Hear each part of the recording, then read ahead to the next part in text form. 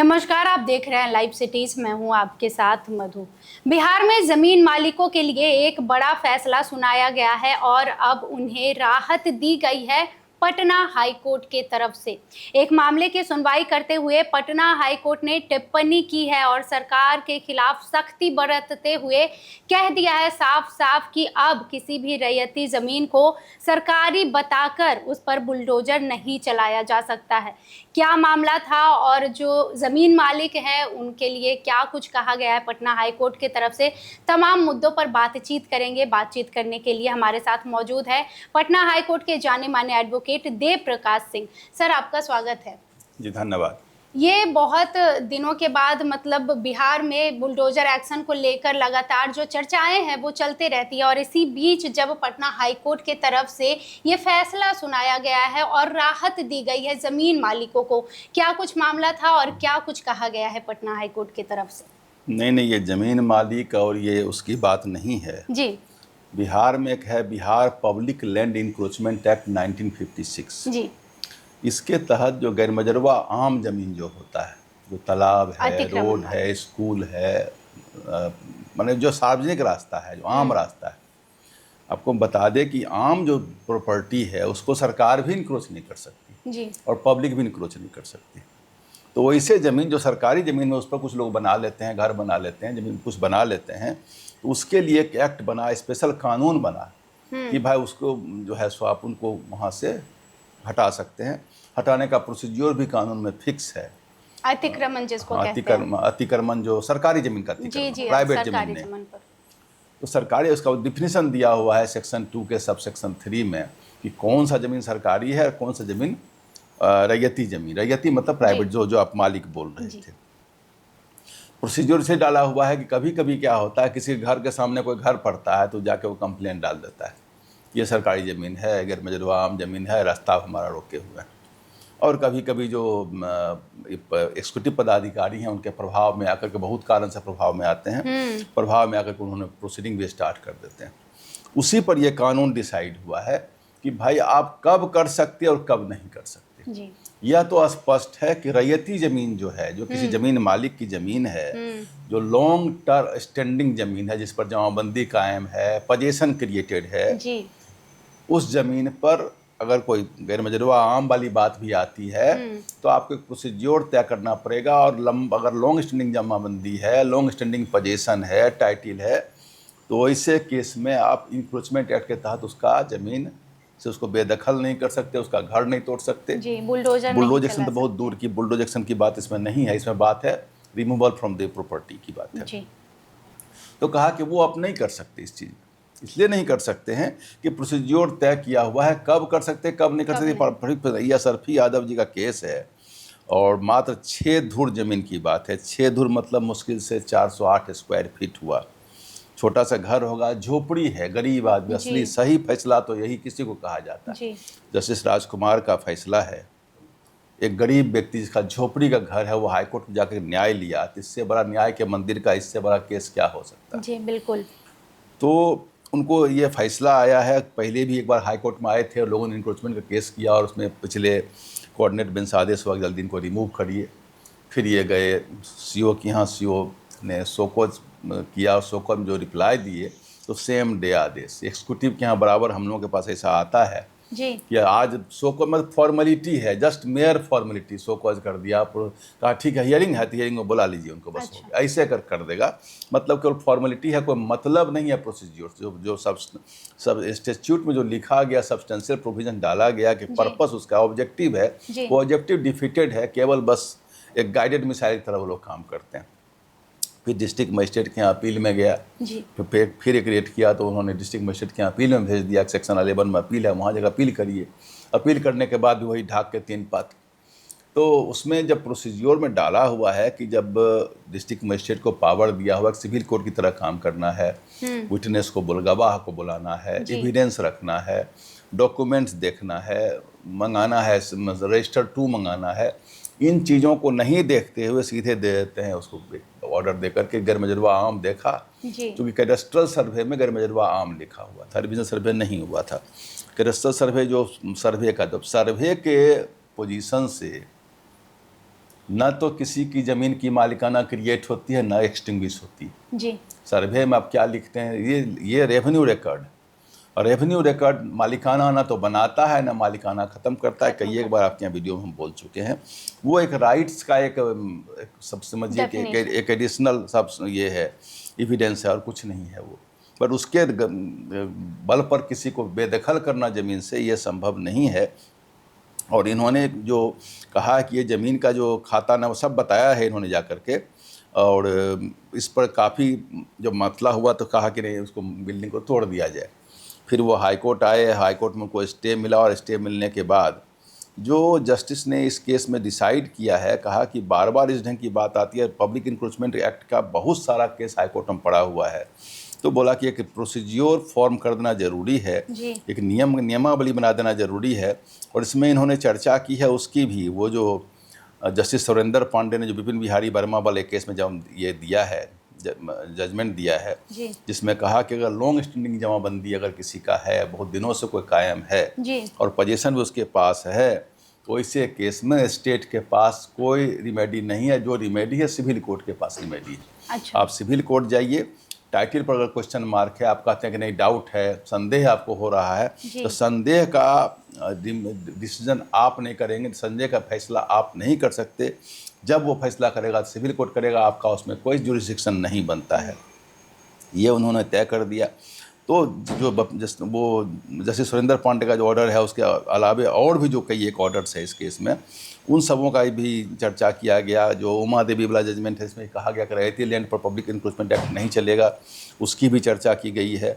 एक जजमेंट और भी है इसमें, जिसमें कि ये कहा गया है कि सेक्शन 4H जो बिहार लैंड रिफॉर्म एक्ट का है, उसमें यह कहता है कि 1/1/1946 के पहले अगर कोई सेटलमेंट है तो उस पर कलेक्टर साहब का कोई जो क्षेत्राधिकार नहीं बनता, नहीं चलेगा, वो अब उनकी जमीन हो गई है। 4G/4H में बड़ा स्पष्ट लिखा हुआ है, 1/1/46 के बाद अगर है तो उसमें लिमिटेशन ऐसा नहीं। कब ये ज़मीन जो है, ये ज़मीन 1926 में दरभंगा महाराज ने सेटल किया था। अच्छा। 1926 अभी हो गया 2026, 100 साल। तो 2026 से बाबूलाल गोप के नाम से क्रिएटेड था जमाबंदी, जमाबंदी उसमें कानून नहीं था, लेकिन तब भी क्रिएटेड जमाबंदी था।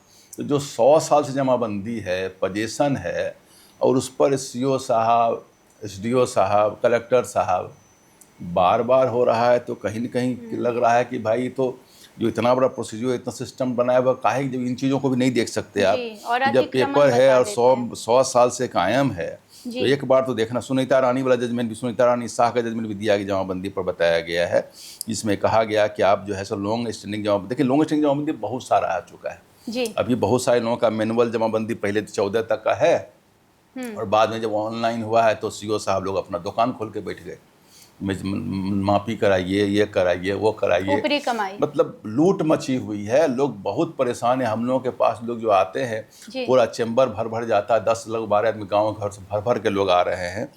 इसका निदान एक्सिक्यूटिव लेवल पर ही निकालना चाहिए, सरकार को ही निकाल देना चाहिए।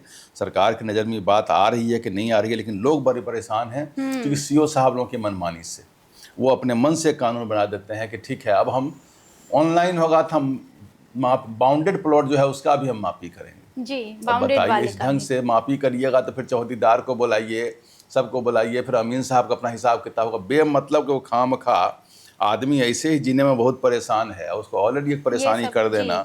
उसको अब एक तरफ ईज ऑफ लाइफ की बात हो रही है, बिहार सरकार का प्राइवेट थ्रस्ट एरिया में ease of life, ease of living. Ease of living में यही आता है कि कोई आदमी का ज़मीन में क्लियर कट है, सब कुछ बना हुआ है, और उसको जा करके फिर से आप उसको CO साहब अपना दुकान खोल के बैठ जाते हैं जी। ये एकदम ही गलत, एकदम इलीगल है, इसको एकदम ब्रेक लगाना चाहिए।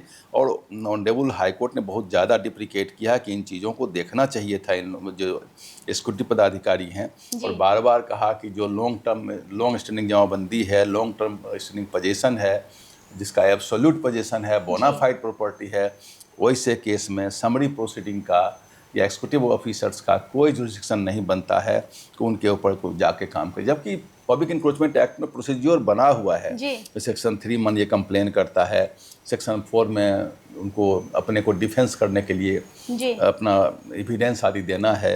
सेक्शन 5 में उनको ये पर्सनल हियरिंग का उसमें प्रावधान किया गया है कि उसको बुला के हियरिंग कर लीजिए, और यह भी कहना है कि उनको जो है जो एविडेंस देता है उसको मिला के पेपर सब देखिए कि क्या मैटर कर रहा है। ऐसा नहीं कि सुबह सो रिप्लाई आया और शाम में उसका ऑर्डर निकाल दीजिए। इसका मतलब है कि कोई मतलब नहीं है उसे। इसमें इस केस में यही है कि सुबह में सो रिप्लाई आया और शाम में उसका ये निकाल दिया।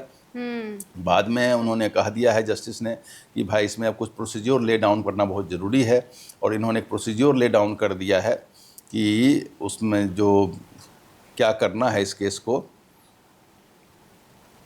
पहले वेरीफाई करना है जी, कि पहले वेरीफाई करना है, गवाहों से गवाही लेनी है, गवाह लेनी है, फिर रजिस्टर 2 देखनी है, फिर उसका जमाबंदी का पेपर देखना है। और किसी हालत से ये महसूस हो रहा है कि ये लॉन्ग टर्म जमाबंदी है तो वैसे केस में आपको उसको पब्लिक इंक्रोचमेंट एक्ट में नहीं आना है, क्योंकि वो रैयती ज़मीन कभी किसी हालत में, चाहे वो गैर मजरूबा आम हो, गैर मजरूबा खास हो, गैर मजरूबा मालिकी हो, उसको आप टच नहीं कर सकते हैं। ये बड़ा स्पष्ट तरीके से किया हुआ है। अतिक्रमण उसको नहीं बता सकते हैं कि ये अतिक्रमण किया गया है, नहीं और कर सकते, बुलडोजर नहीं चला नहीं कर सकते। जी। और उन्होंने एक बड़ा कंक्लूजन भी ड्रॉ किया है इस केस में, यह भी कहा है कि आप क्या कर सकते और क्या नहीं कर सकते। आपको हम बता देते हैं इसमें कि इन्होंने जो एक नियम बनाया है कि क्या क्या पेपर देखना है इनको जी। ये कहा है कि सबसे पहले इनको देखना है कि जमाबंदी क्रिएटेड है कि नहीं है जी। यह भी देखना है खतियान में क्या लिखा हुआ। इसके केस में खतियान में कैडेस्ट्रल सर्वे में लिखा हुआ गैर मजरूबा आम रास्ता। अच्छा। खैर चलिए, खतियान सर्वे में लिख दिया। सर्वे में तो कोई बार आता है, कोई आदमी नहीं रहा, गरीब आदमी जब झोपड़ी में रह रहा है विगत 100 साल से, तो उस आदमी का कौन पूछेगा यहाँ पर जो हालत है। तो हाईकोर्ट का बलिहारी है, हाईकोर्ट ने झोपड़ी में रहने वाले का भी आवाज़ फरियाद को सुन ली है। वो हाईकोर्ट ही है जो सुन ले सकती, बाकी कहाँ फरियाद देख लीजिए CO DM साहब SDO साहब के यहाँ क्या हुआ है जी। और एक खतियान में पोजीशन क्या है, रजिस्टर 2 मतलब जमाबंदी में जो डायनेमिक रजिस्टर उसमें किसका नाम चल रहा है। यह भी देखना है कि इस ज़मीन पर कोई डिग्री, कोई पार्टीशन सूट सिविल कोर्ट का पास हुआ है कि नहीं हुआ है। सेटलमेंट कब है, सेटलमेंट जो पुराने या तो सर इधर बिहार सरकार के जब लैंड रिफॉर्म एक्ट आया उसके बाद का है, या उसके पहले का सेटलमेंट अगर है सेटलमेंट को चेक करना है। और लैंड रिफॉर्म एक्ट्स में जो सेटलमेंट का जो मैंने बता दिया वो भी देखना है। तो इन बातों को देखते हुए और सेक्शन 4 और 5 में जो डिफेंस है और अपॉर्चुनिटी हियरिंग है उसको देखते हुए करना है।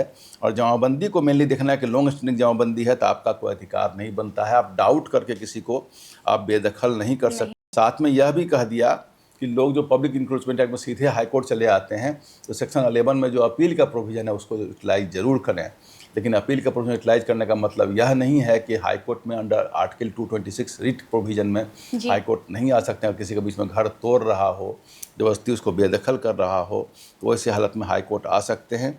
मतलब पब्लिक इंक्रोचमेंट एक्ट में सरकार के लिमिटेशंस को ऐसे तो एक्ट में लिखा हुआ बड़ा स्पष्ट जी, ऐसा नहीं कि एक्ट में लिखा हुआ नहीं है। एक्ट में सारी बातें जो एक्ट में वही इसमें लिखी हुई है, लेकिन एक्ट में लिखी हुई है होता क्या है कि करते करते 1-2 आदमी करते चले गए। और एक्सिक्यूटिव प्रोविजन प्रोसीडिंग्स में हम बार बार देख रहे हैं कि वो एक्ट को एक मखौल बना करके, ठीक है आपको शोकॉज है, शोकॉज कर दिया, रिप्लाई आया शाम में रिप्लाई कर देंगे, हियरिंग है तो हियरिंग जस्ट मेयर फॉर्मेलिटी है, जरा भी उसका जो मीनिंग है मीनिंगलेस कर दिया है फॉर्मेलिटी। अगर वो हो तो हाईकोर्ट में ये सब केस नहीं जाता।